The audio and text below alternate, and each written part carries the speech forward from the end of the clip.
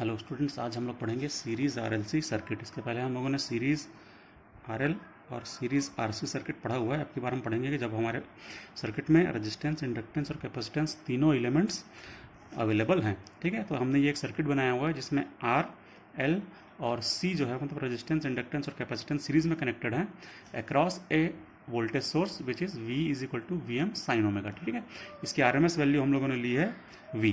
तो इस सर्किट में से एक करंट फ्लो होता है जिसकी RMS वैल्यू है I। जब ये करंट जो है वो रेजिस्टेंस में होकर के जाता है तो उसके अक्रॉस एक वोल्टेज ड्रॉप क्रिएट करता है VR। इसकी वैल्यू हमने यहाँ लिखी है VR is equal to IR। It is voltage across resistance और इसकी यूनिट होती है वोल्ट। ठीक है, जब यही करंट हमारा इंडक्टेंस में जाता है तो उसके अक्रॉस एक वोल्टेज ड्रॉप क्रिएट करता है VL, जिसको हम लोगों ने यहाँ पे लिखा है VL is equal to IXL। It is voltage across inductance. ठीक है, और यहाँ पर XL क्या है, तो XL is equal to 2πfL, जिसकी यूनिट ओम में रहती है और इसको अपन क्या बोलते हैं, रिएक्टेंस। ठीक है, करंट जो होता है वो इंडक्टेंस में हम जानते हैं कि वो वोल्टेज से 90 डिग्री लैग करता है। ठीक है, जब यही सेम करंट कैपेसिटेंस में से जाता है तो उसके अक्रॉस एक वोल्टेज क्रिएट करता है VC, जिसकी वैल्यू हमने यहाँ लिखी है VC is equal to IXC। और ये क्या है, वोल्टेज अक्रॉस कैपेसिटर। कैपेसिटर में जो करंट होता है वो वोल्टेज से 90 डिग्री लीड करता है। ठीक है, और ये XC क्या है, इट इज 1/2πfC, इसकी यूनिट ओम है। तो ये जो हम लोगों ने लिखा है कि जब हमारा करंट जो है वो रेजिस्टेंस में से फ्लो करता है तो उस समय जो वोल्टेज आता है वो होता है VR। और हम जानते हैं कि रेजिस्टेंस में वोल्टेज और करंट सेम फेज में होते हैं। ठीक है, रेजिस्टेंस और करंट जो होते हैं वो सेम फेज में होते हैं और जो फेज एंगल होता है वो जीरो होता है। तो यहाँ पर अपन ने उसी का फेजर डायग्राम छोटा सा सिंपल समझाने के लिए बनाया है। मान लीजिए इस एक्सिस में करंट है तो वोल्टेज भी उसके साथ में ही होगा, दोनों के बीच में कोई फेज डिफरेंस नहीं होगा, फेज एंगल जीरो रहेगा। लेकिन यदि इंडक्टेंस की बात आती है तो इंडक्टेंस में क्या होता है, देखिए कि current lags voltage by 90 degree, मतलब कि वोल्टेज 90 डिग्री आगे रहता है और करंट 90 डिग्री पीछे रहता है। तो इसका जो वोल्टेज है वो है VL, तो VL को हमने यहाँ बनाया है और करंट जो है वो उससे 90 डिग्री पीछे है। ये देखिए दोनों के बीच में 90 डिग्री का एंगल बना हुआ है। ठीक है, जब हम कैपेसिटेंस की बात करते हैं तो कैपेसिटेंस में हमको मालूम है कि current leads voltage by 90 degree, मतलब करंट लीड करता है, वोल्टेज लैग करता है। तो कैपेसिटेंस का वोल्टेज जो है वो VC है, जो हमने यहां पर बनाया है। ये देखिए VC, और करंट इससे 90 डिग्री लीड कर रहा है, मतलब वो एंटी क्लॉकवाइज डायरेक्शन में, इस डायरेक्शन में यहां पर बना हुआ है। ये लीडिंग 90 डिग्री बना करके रखा है हम लोगों ने। तो ये हो गया उसका सर्किट डायग्राम का एक्सप्लेनेशन। ठीक है, मान लो अब हम इसी को फेजर डायग्राम में बनाते हैं तो हम लोगों ने पहले एक एक्सिस बना लिए हैं अपने समझने के लिए। ये एक्स एक्सिस है, पॉजिटिव एक्स एक्सिस, जो कि रियल एक्सिस होता है। ये नेगेटिव एक्स एक्सिस हो गया। ये पॉजिटिव वाई एक्सिस, ये नेगेटिव वाई एक्सिस हो गया। और पॉजिटिव मतलब वाई एक्सिस को अपन लोग बोलते हैं इमेजिनरी एक्सिस। ठीक है, वही रिएक्टिव कंपोनेंट्स के लिए लिखा जाता है। ठीक है, तो हम लोग सबसे पहले क्या बनाते हैं, तो सबसे पहले हम लोग बना लेते हैं करंट, क्योंकि करंट जो है वो सारे सर्किट में एक जैसा है, because it is a series circuit. और सीरीज सर्किट में हम जानते हैं कि करंट की वैल्यू सेम रहती है, तो इसीलिए सीरीज सर्किट में हम लोगों ने सबसे पहले बना लिया है करंट। तो ये हम लोगों ने बनाया सबसे पहले करंट। ये देखिए, ये जो मैं लाइन बना रहा हूं ये है हमारी करंट की लाइन। यहां पर हम लोगों ने लिखा है कि ये करंट है। एक्स एक्सिस में हम लोगों ने करंट को रेफरेंस मान लिया है। ठीक, अब अपन आगे पहुंचते हैं। देखिए अब आपको क्लियर दिखेगा। अब हम लोग आगे पहुंचते हैं। ठीक है, तो हम लोग देखते हैं सबसे पहले कि रेजिस्टेंस का जो वोल्टेज है वो VR है। रेजिस्टेंस में वोल्टेज और करंट के बीच में कोई फेज एंगल नहीं होता, दोनों सेम फेज में होते हैं। तो मतलब जहां करंट है वहीं वोल्टेज बनाएंगे। तो यदि इस एक्सिस में करंट था तो उसी एक्सिस में हम लोग सेम यहां पर बना देंगे वोल्टेज। तो ये वाला वोल्टेज हो गया VR। ठीक, तो ये हो गया हमारा VR, जो हॉरिजॉन्टल लाइन दिख रही है ये हो गई VR। ठीक, अब उसके बाद हम पहुंचते हैं इंडक्टेंस में। तो इंडक्टेंस का वोल्टेज है VL, और हम VL में जानते हैं कि वोल्टेज लीड करता है, करंट लैग करता है। मतलब वोल्टेज जो है वो करंट से, ये जो करंट हमने पहले से बनाया हुआ है उससे 90 डिग्री लीड करेगा। तो ये 90 डिग्री लीड करता हुआ मैंने यहां पर बनाया है। ये वाला जो बनाया है ये है अपना VL, वोल्टेज ऑफ इंडक्टेंस। ठीक है, तो यहां से लेकर के यहां तक जो है वो वोल्टेज ऑफ इंडक्टेंस है VL। उसके बाद हम पहुंचते हैं कैपेसिटेंस में। तो कैपेसिटेंस का वोल्टेज जो होता है वो ये देखिए, कैपेसिटेंस का वोल्टेज लैग करता है, करंट लीड करता है। तो कैपेसिटेंस का वोल्टेज है VC। ठीक है, ये VC है। VC जो है वो करंट से 90 डिग्री लैग करेगा, मतलब करंट से पीछे रहेगा। तो VC को हम लोगों ने बनाया है यहां पर, ये जो मैंने बनाया है ये है VC। ठीक है, तो ये हो गया VC, ये बड़ी बड़ी वाली लाइन हो गई VL, और ये हो गया VR। इस डायग्राम से हमको क्लियरली ये दिख रहा है कि जो इंडक्टेंस का वोल्टेज VL है और जो कैपेसिटेंस का वोल्टेज VC है, दोनों जस्ट एक दूसरे के फेज अपोजिशन में है। दोनों के बीच में 180 डिग्री का जो है वो डिफरेंस है। तो VL और VC के बीच में 180 डिग्री का डिफरेंस है। यदि VL बड़ा होगा VC से तो हम लोग क्या लिखेंगे, VL माइनस VC कैलकुलेट करेंगे, और यदि VC बड़ा होगा VL से तो हम लोग कैलकुलेट करेंगे VC माइनस VL, और जो बड़ा होगा उसकी डायरेक्शन में रिजल्टेंट आ जाएगा। तो हम लोग अभी मान करके चलते हैं, अज्यूम करते हैं कि VL is greater then VC, ठीक है। तो यदि VL जो है वो VC से बड़ा होगा तो VC को अपन माइनस करेंगे ऊपर ले जा करके, तो ये वाली जो लाइन बचेगी, ये जो लाइन मैंने बनाई है ये हो जाएगी VL माइनस VC, ठीक है, क्योंकि VL और VC एक दूसरे के जस्ट फेज अपोजिशन में है। VL में से VC को माइनस कर देंगे तो जो रिजल्टेंट आएगा वो रहेगा VL माइनस VC, जो कि ये है। अब हम लोग जानते हैं कि ये जो वोल्टेज है VR, VL और VC, इन तीनों को यदि अपन ऐड करेंगे तो ये अपने को मिलेगा टोटल वोल्टेज V। मतलब ये टोटल वोल्टेज कितना है, ये वाला अप्लाइड वोल्टेज V के बराबर है, क्योंकि यही वोल्टेज के कारण ये तीनों वोल्टेज ड्रॉप्स क्रिएट हो रहे हैं। तो हमारा V is equal to VR plus VL plus VC होगा। तो यहां से अपन लोग लिख सकते हैं, यहां पर मैं लिख देता हूं V is equal to VR plus VL plus VC, और इन तीनों का फेजर सम लेना पड़ेगा अपने को, अलजेब्रिक सम से ये नहीं आएगा। तो जब हम इन तीनों का फेजर सम लेते हैं तो क्या रिजल्टेंट आता है, इट इज V, ठीक है। फेजर सम लेने के लिए हम लोग इस फेजर डायग्राम में उसको एक्सप्लेन करते हैं। तो चलिए इस फेजर डायग्राम में देखते हैं, ये हमारे पास है VR और ये VL प्लस VC का रिजल्टेंट है, जो कि VL माइनस VC आ रहा है, क्योंकि VC जो था नेगेटिव था, ठीक है। तो अब ये हो गया VR, ये हो गया VL और VC, इन दोनों को यदि हम जोड़ेंगे तो हमको मिलेगा V, टोटल V। और ये कैसे जुड़ेगा, तो ये जुड़ेगा पैरेललोग्राम वेक्टर एडिशन से। मैंने parallelogram law of vector addition से इनको जोड़ा है। VR के एंडिंग पॉइंट से एक पैरेलल लाइन ये खींची है मैंने, इसके पैरेलल, और VL माइनस VC के एंडिंग पॉइंट से VR के पैरेलल लाइन खींची है। दोनों पॉइंट यहां पर जाकर के इंटरसेक्ट किए हैं और ये ओरिजिनल इंटरसेक्टिंग पॉइंट था। तो ये जो रिजल्टेंट मिला ये हो गया हमारा V फेजर, मतलब टोटल वोल्टेज। तो ये हो गया हमारा टोटल वोल्टेज, ये हो गया हमारा टोटल करंट। इन दोनों के बीच में जो एंगल बन रहा है ये अपन मान लेते हैं फाई। फाई को हम क्या बोलते हैं, फाई कहलाता है फेज एंगल, ठीक है। अभी फेज एंगल कितना होगा और वो लीडिंग होगा, लैगिंग होगा, कैसा होगा, ये हम लोग इसके बाद डिस्कस करेंगे। अभी हम दूसरी चीज डिस्कस करते हैं, ठीक है। हम अभी एक केस लेकर के चल रहे हैं कि VL is greater then VC, और इसी केस को हम डिस्कस कर रहे हैं। तो हमारा जो पहला केस है, if VL is greater then VC को ही हम कंसीडर कर रहे हैं, ठीक है, जनरलाइज्ड वे में। यदि VC बड़ा होगा तो VC माइनस VL हो जाएगा और सारी चीजें उस हिसाब से चेंज हो जाएंगी। चलिए, जैसे यदि इस ट्राइंगल में मैं देखता हूं, जो आपको राइट एंगल ट्राइंगल दिख रहा है, तो ये VR है, ये वाली लाइन VL माइनस VC है, ये वाली लाइन हमने अभी देखा कि ये टोटल वोल्टेज है। तो हम देख सकते हैं कि हाइपोटेनियस है, ये बेस है, ये परपेंडिकुलर है। तो यदि हम पाइथागोरस थ्योरम लगाते हैं तो V square is equal to हो जाएगा VR square plus VL minus VC का होल स्क्वायर, ठीक है। V इज इक्वल टू, अब हम VR की वैल्यू रखते हैं ऊपर से। VR हमने अभी भी देखा था कि VR जो है वो IR के बराबर है, तो ये हो जाएगा IR स्क्वायर। VL की वैल्यू हम जानते हैं कि ये IXL के बराबर होती है, VC हम जानते हैं कि ये IXC के बराबर होती है। इसका अपन स्क्वायर कर देते, सारी वैल्यूज को अपन ने पुट किया यहां से देख देख के VR की वैल्यू, VL की वैल्यू, VC की वैल्यू को हमने यहां से देख करके यहाँ पुट कर दिया। सब में से I कॉमन निकलेगा, तो ये हो जाएगा I स्क्वायर, और यहां बचेगा R स्क्वायर प्लस यहां बचेगा XL माइनस XC का स्क्वायर, ऐसा बच जाएगा, और ये इज इक्वल टू होगा V स्क्वायर के, ठीक है। तो यहां से यदि मैं V निकालना चाहूं तो क्या आ जाएगा, it is under root of, इस सबका अंडर रूट करना पड़ेगा। जैसे मैं अंडर रूट करूंगा तो I स्क्वायर है वो बाहर निकल आएगा, तो बचेगा I, और यहां बचेगा under root R square plus XL minus XC square, ठीक है। तो ये आ गया अपना V। यदि मैं V अपॉन I निकालूं तो ये क्या जाएगा, under root R square plus XL minus XC का स्क्वायर, ये हो जाएगा हमारा Z, ठीक है। V upon I is equal to Z। जैसा हमने RL सर्किट में, RC सर्किट में 2 बार हम लोग उसको ऑलरेडी पढ़ चुके हैं कि वोल्टेज और करंट का जो रेशियो होता है उसको अपन लोग इंपिडेंस बोलते हैं, और इसका नाम क्या है, सो इट इज इंपिडेंस। और इसकी यूनिट क्या होती है, तो इसकी यूनिट ओम होती है, ठीक है। तो ये हो गया हमारा इंपिडेंस, क्योंकि हम लोग ये पूरी तरह से रेजिस्टेंस को रिजेंबल करता है। आपको याद होगा कि जब हम ओम्स लॉ पढ़ते थे तो V upon I is equal to R करते थे, यहाँ पर V upon I is equal to Z आ रहा है। इसका मतलब है जो R है वो Z की तरह है बिल्कुल, मतलब जेड है वो पूरी तरह से आर का रोल प्ले करेगा, इसलिए उसको यूनिट भी अपन लोग ओम दिए हैं। और जेड क्या होगा, it is a position offered in the flow of alternating current.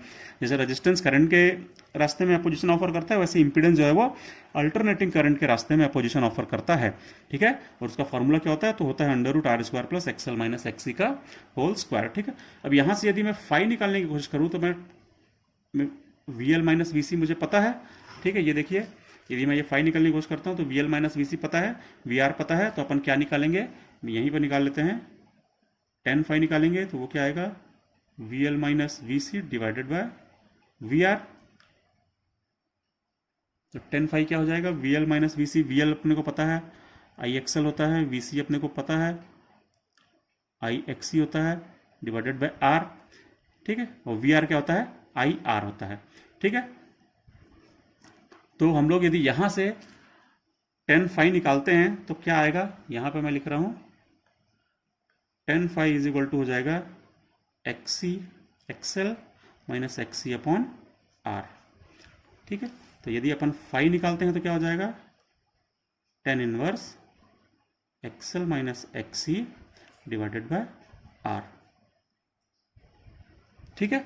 तो यहां से अपन फाई भी निकाल पाएंगे, तो यहां से अपन जेड का मैग्नीट्यूड निकाल लेंगे और यहां से अपन जेड का एंगल निकाल लेंगे, ठीक है। तो इस प्रकार से हम लोगों को ये मिल जाएगा। अब यदि इसी फेजर डायग्राम में अपन लोग एक चीज और देखते हैं, तो जो हमारा वी आर है वो कैसा है, वो रियल एक्सिस में है, तो वो रियल नंबर होगा। तो हम लोग यदि यहां से लिखें v इज इक्वल टू, तो जो वी आर है वो रियल एक्सिस में रहेगा तो वो हो जाएगा वी आर, और वी एल माइनस वी सी जो है वो इमेजिनरी एक्सिस में है तो वो हो जाएंगे plus J V L minus V C, ठीक है। क्योंकि हम लोग जानते हैं जो रियल एक्सिस में होता है उसको रियल नंबर के रूप में लिखते हैं, और जो इमेजिनरी एक्सिस में होता है उसको अपन जे से मल्टीप्लाई करते हैं, क्योंकि जे जो है वो किसी भी फेजर को 90 degree direction anti clockwise direction में रोटेट कर देता है। तो यहाँ पर जो भी चीज पहुंची है उसके आगे जे लगेगा। अब यदि हम इसी को और आगे सॉल्व करते हैं तो वी इज इक्वल टू हम जानते हैं वो होता है आई जेड, वी आर जो होता है वो होता है I R plus J V L जो होता है वो आई एक्सएल माइनस वी सी जो होता है वो आई एक्स सी, सब में से आई कॉमन निकलेगा और कैंसिल हो जाएगा, तो बचेगा z is equal to R plus j XL minus XC. तो ये z का एक और फॉर्मूला है जो कि कॉम्प्लेक्स फॉर्म में हमने या फिर रेक्टेंगुलर फॉर्म में हमने लिखा है। तो z is equal to R plus j XL minus j XC. यदि यहीं से हम लोग इसको पोलर फॉर्म में कन्वर्ट करने की कोशिश करें तो उसमें हो जाएगा z का मैग्नीट्यूड जो कि यहां से निकल जाएगा, और ये हो जाएगा फाई जो कि हमने अभी थोड़ी देर पहले यहां पर अपन ने निकाल के दिखाया था, ये वही वाला फाई हो जाएगा यहां पर, ठीक है। तो ये हो गया पूरा हमारा z के बारे में एक्सप्लेनेशन, ठीक है। अब हम लोग थोड़ा सा और आगे पहुंचते हैं। तो हम लोग जानते हैं कि जो पावर फैक्टर होता है वो होता है कॉस फाई, जो पावर होती है P वो हम लोग जानते हैं वो होती है वी आई कॉस फाई, है ना। ये इसके बारे में अपन और आगे पढ़ते हैं थोड़ा सा। यदि मैं इसी ट्रायंगल को उठा करके एक जगह अलग से बनाता हूं तो देखिए क्या बनेगा, ये हॉरिजॉन्टल लाइन थी, ये वर्टिकल लाइन थी, और ये वाली हमारी समेशन थी। इस लाइन को हम लोग बोल रहे थे वी आर, ऊपर देखते जाइए, ये देखिए वी आर था, ये वाला क्या था वी एल माइनस वी सी, और ये क्या था वी था। तो मैं उसी को यहाँ पे बना रहा हूँ, ये वी आर, ये वी एल माइनस वी सी, और ये हो गया टोटल वी, ठीक है। ये वाला हमारा था फाई, क्लियर है। ये उस समय का केस है जब हम लोग मान रहे हैं कि V L is greater than V C, ठीक है। तब क्या हो रहा है, यदि इसी को अपन लिखते हैं आई आर, इसी को अपन लिखते हैं आई एक्सएल माइनस एक्सी, और इसी को अपन लिखते हैं आई जेड। यदि मैं इन सब में से आई को डिवाइड कर दूं, क्योंकि देखिए आई आर में आई है, आई एक्सएल माइनस एक्सी में आई है, और आई जेड में भी आई है, सब में से यदि मैं आई को डिवाइड कर दूं तो ये डायग्राम कैसा बन जाएगा, ये बन जाएगा आर, ये बन जाएगा एक्सएल माइनस एक्सी, और ये बन जाएगा जेड, ये बन जाएगा फाई। इसमें भी यदि अपन लोग लगाते हैं अपना लॉ पाइथागोरस थ्योरम, यदि अपन लोग लगाते हैं, ये आर, ये एक्सएल माइनस एक्सी, और ये है जेड। पाइथागोरस थ्योरम यदि हम लोग लगाते हैं तो हमको पता चलेगा कि ये इसका स्क्वायर इज इक्वल टू इसका स्क्वायर प्लस इसका स्क्वायर का अंडर रूट, जो कि यहाँ पर ऑलरेडी आया है।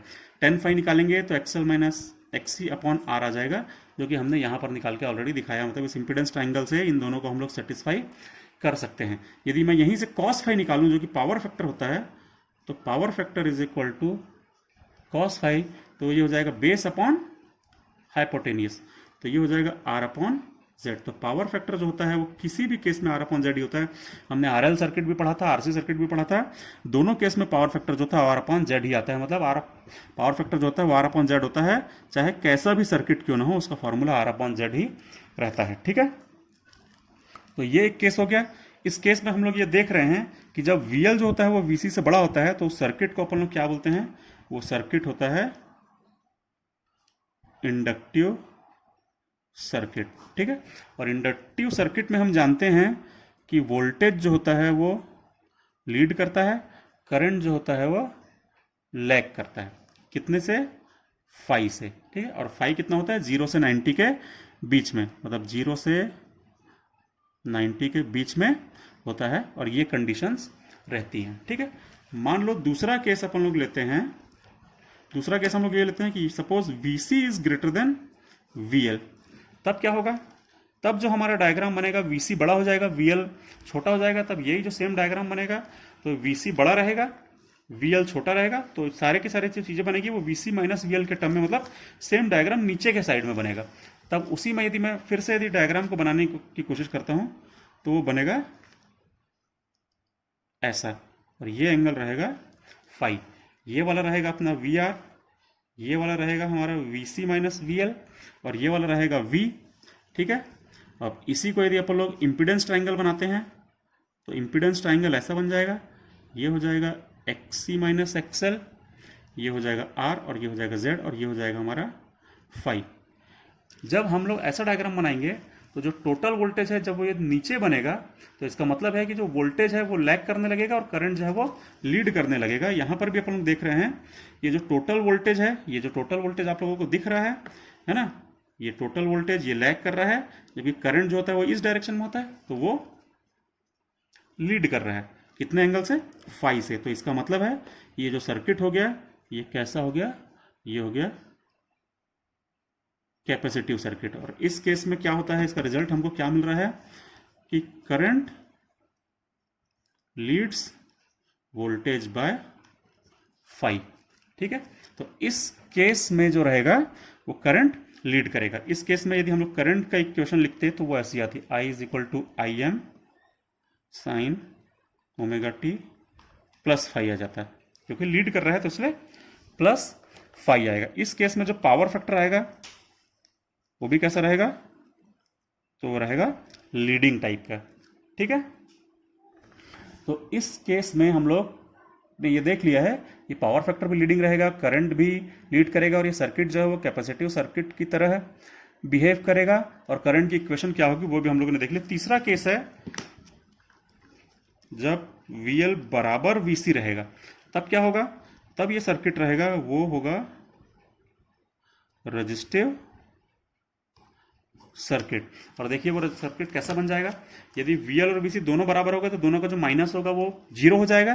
तो हमारे सर्किट में ये सब कुछ नहीं बनेगा, सिर्फ बनेगा ये। तो उस समय कैसा सर्किट बनेगा वो मैं बता दे रहा हूं आप लोगों को। तो देखिए, यदि VL और VC आपस में बराबर हो जाएंगे, तो ये यहां पर रहेगा करंट। ठीक है, यहां पर रहेगा हमारा करंट, और यहीं पर रहेगा अपना VR, और VL जो ऊपर था और जो VC जो नीचे था, उन दोनों ने एक दूसरे को बराबर होने के कारण कैंसिल कर दिया। तो ये हो जाएगा, सिर्फ हमारा इतना सर्किट बचेगा। तो इसको अपन बोलेंगे रेजिस्टिव सर्किट। और इसमें हमको दिख रहा है कि फेज एंगल कितना है। ठीक है, तो फेज एंगल हमको दिख रहा है फाई इज इक्वल टू हो जाएगा 0, तो cos phi is equal to हो जाएगा 1, और इस केस में जो पावर रहेगी उसका फार्मूला हो जाएगा VI। तो प्योर रेजिस्टिव सर्किट में VL, VC, XL, XC का कोई रोल नहीं रहता है, सब एक दूसरे को कैंसिल कर देते हैं और सिर्फ इतना बचता है। ठीक है, तो ये हो गया पूरा हमारा सीरीज RLC सर्किट के बारे में, जिसके बारे में हम लोगों ने कुछ इंपॉर्टेंट टर्म्स देखे। सबसे इंपॉर्टेंट टर्म था ये, इसको हम लोग हमेशा याद रखेंगे कि Z इज इक्वल टू होता है √R square plus XL minus XC square, और ये होता है उसका phase angle tan inverse XC minus XL minus XC upon R। ठीक है, यदि हम उसको पोलर में लिखते हैं तो उसको ऐसा लिखेंगे यदि हम उसको रेक्टेंगुलर में लिखना चाहें या कॉम्प्लेक्स फॉर्म में तो z equal to R plus j XL minus XC, जबकि एक्सएल बड़ा है एक्सी से, यदि एक्सी बड़ा होगा तो यही चीज़ नेगेटिव हो जाएगी, ठीक है। और यदि दोनों बराबर है तो ये पूरा जीरो हो जाएगा, ठीक। उसके बाद हम लोगों ने देखा कि पावर फैक्टर इतना होता है, यदि वीसी बड़ा होता है वीएल से तो सर्किट कैपेसिटिव होता है, यदि वीएल और वीसी बराबर होते हैं तो सर्किट रजिस्टिव होता है। और ये हो गया पूरा हमारा सीरीज आरएलसी सर्किट के बारे में। पावर का फॉर्मूला तो हमको पहले ही पता है कि वो होता है V I cos phi. Current को हम लोग लिख सकते हैं I is equal to I M sine omega t, क्योंकि फाई की वैल्यू जो है वो जीरो है, ठीक है।